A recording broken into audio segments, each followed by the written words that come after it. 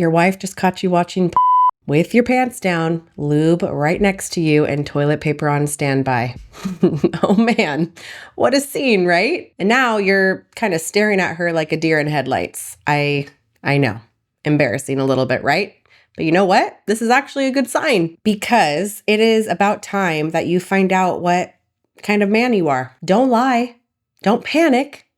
Don't you crack some weird jokes? Don't you blame it on the algorithm, or do you handle it like a professional?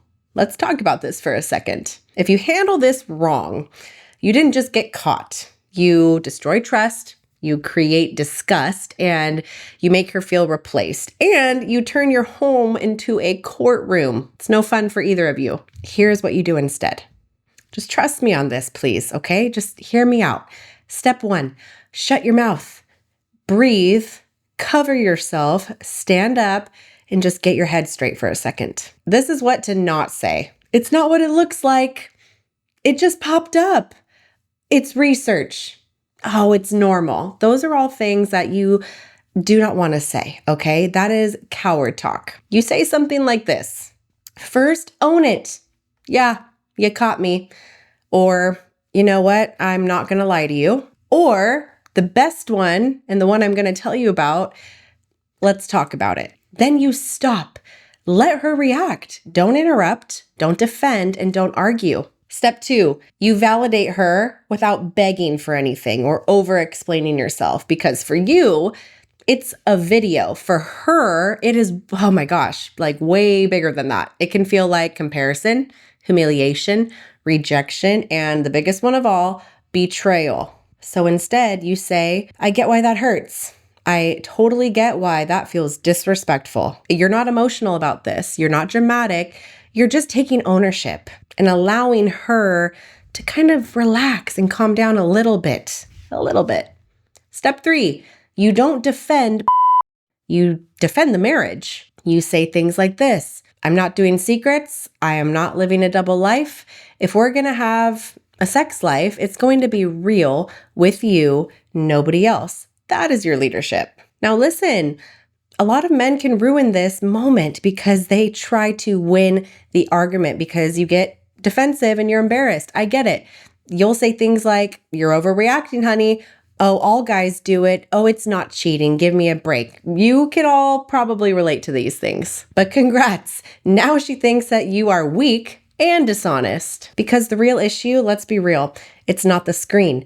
It's the secrecy. It's the betrayal energy. That is the real issue. Here's the truth. This is not a conversation. This is a trust conversation and a little bit of vulnerability as well. Trust has one requirement, the truth. So say things like this. Do you want to talk right now about it, or do you need a few minutes? Give her the option.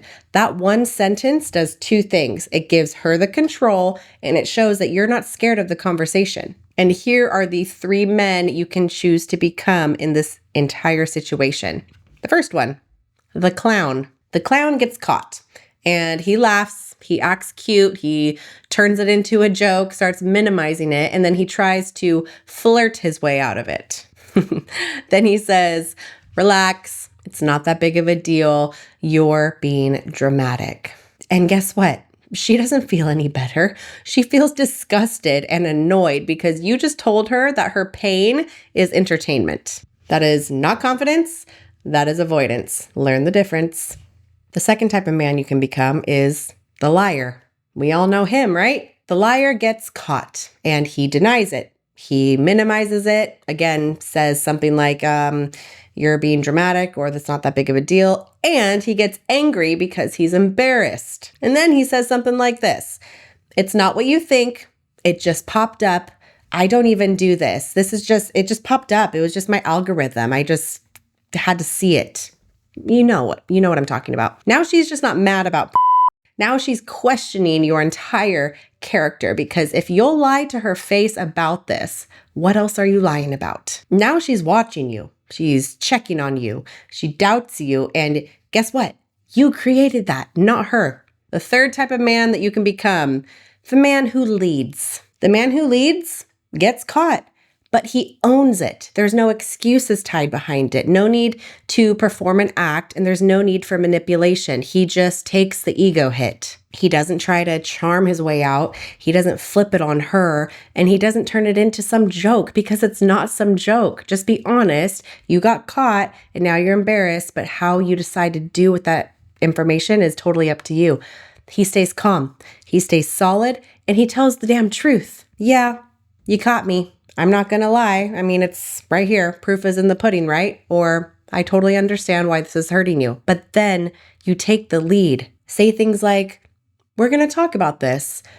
Or we're talking about our fantasies, and I'm rebuilding my trust with you with my actions. That man doesn't need to argue. His integrity does the talking.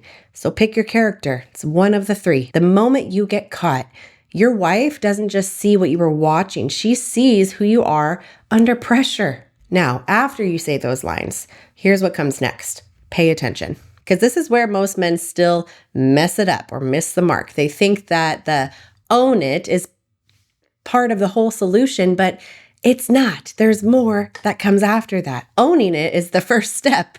Now it's your job to rebuild the trust, and that is your mission. And trust me, you're going to have to work damn hard. So here's the next move. Do not push for forgiveness. You just can't. You can't demand that she calms down, because she won't, and that'll make it worse. And you do not disappear into shame and act weird for 3 days. You don't do that. You handle it in the moment. You lead like a man. You say, tonight is not about arguing. Tonight is about clarity. We're going to talk about what's allowed in this marriage, and we're going to talk about what we both want sexually. The fantasies, right? Your guys' kinks. Because the truth is, most people have never had that conversation. They just assumed. And assumptions are how marriages get wrecked. Now we're going to go a little deeper. Buckle up, okay? Hear me out. If you've made it this far, thank you. Why do men watch in a relationship? That's the big question, right? It's usually one of these three things: stress relief, habit, boredom, maybe some anxiety, some escape, feeling rejected, feeling disconnected, or avoiding a hard conversation. Maybe it's all of those things, but maybe it's just a couple. So you ask yourself, what was I trying to get right now? Or what was I trying to avoid right now? You have to go deep within yourself, because if you can't answer that, you're not in control, buddy. You're coping. So now let's talk about the stressed man. Maybe that's you. Work is hard, life is heavy, and you feel that pressure. So becomes a quick shut-off switch. I understand it. This doesn't make you evil, but it makes you unmanaged. So the fix isn't promise anything harder to her. The fix is train, go to the gym, get into boxing or MMA, make use of that testosterone running through your body and that stress relief. Go move, sleep, fix your nervous system. Stop using your sex drive as an escape hatch. That's the easy way out. You need to have a little bit of self-control here. But let's talk about the rejected man, because that's probably most of you. You initiate and she shuts you down again and again and again. And eventually you stop trying altogether because it feels humiliating, especially coming from your own wife. So becomes that place you can get relief without risking rejection. And I totally get you. If that's you, don't attack her. Tell the truth. Say to her, I've been feeling rejected. I miss being wanted and desired. I miss us. I miss loving you. And I handled it wrong. Again, tell your feelings, but still own your part. That is real. That is honest. And that can save a marriage, because that's the truth, right? Now let's talk about boundaries. Some couples allow some don't. Some allow it only together. Some consider it cheating. But I go back to saying this, most couples never set any rules. They just assume. So of course it explodes. So you need to say, we need a clear agreement here. No assumptions. What's okay for us and what's not. Simple ground rules for you guys. That brings you closer together. And if is not okay in your marriage, don't negotiate it. Own it and tell her she needs to be your source of all your pleasure, and you'll come to her and only her for that. Then you can say, I broke the agreement. I understand that damages trust, and I'm willing to stop, and I will prove it to you. Prove it not with speeches, but with behavior. Actions speak louder than words. We all know that. But this is what destroys the marriage. Half-truths. You admit one piece, then she finds another, then another. And now you look like a liar who only tells the truth when it's cornered by you. You admit one piece, then she finds another, and another, and another. And now you look like a liar who only tells the truth when it's convenient for you or when you're cornered. So if you're going to be honest, be clean, not graphic, but complete. Just be honest, get vulnerable, and talk to your damn wife. Now you have to address what she's thinking, because we all know women like to play movies in our heads, right? A lot of women instantly go to, am I not enough? Am I not attractive? Is he comparing me? Is he bored of me? This is what's going on in her brain, so don't dismiss her. You say, I understand why you would feel that. That's not what I want for you. That was not my intentions. I want you, and I want our sex life to be strong enough that this isn't even a thing. And make her understand your sexual needs.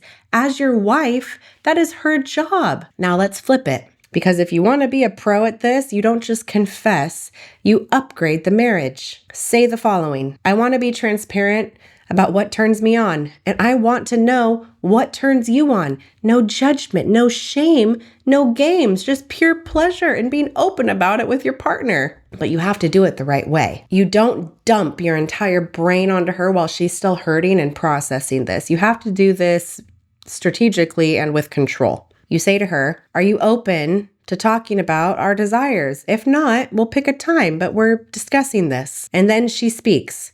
Don't flinch. Don't laugh, and do not shame her. Let her speak. And you just sit there and listen. The fastest way to kill a woman's openness is to punish her honesty or talk over her or over-explain yourself. Now, here's the uncomfortable truth. A lot of couples have weak sexual ecosystem.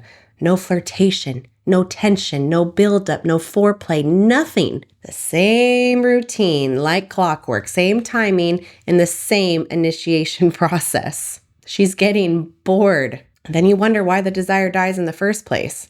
Becomes the cheap substitution for novelty. So your fix isn't just quitting. Your fix is kind of rebuilding the desire between you two. Here's the upgrade plan. Number 1. Bring back the tension. Flirt during the day, not at midnight when you both are dead and tired and want to go to sleep. Number 2, bring back some anticipation. Touch her without it always leading to sex and let her feel wanted without any pressure. Number 3, slow down. Most men rush. This kills desire fast. Number 4, debrief. After intimacy or sex, ask these questions. What did you like? What do you want more of? What do you want less of? What fantasies do you have? That is how couples get better, like professionals, not like teenagers. Now, let's revisit the script I want you to use the moment you get caught. Yeah, you caught me. I'm not going to lie. I understand why that hurts, babe. I'm not doing secrets, though. We're talking about this. We're talking about our fantasies, and I'm rebuilding trust with actions. Do you want to talk now, or do you need a minute? That's it. And her reaction will tell you everything you need to know. If she's angry and stays in the conversation, that's a good sign. It means that she still cares and she's open to hearing you. It's all about your tone and your delivery and how you do this. If she's devastated, don't demand quick forgiveness because you're not going to get it.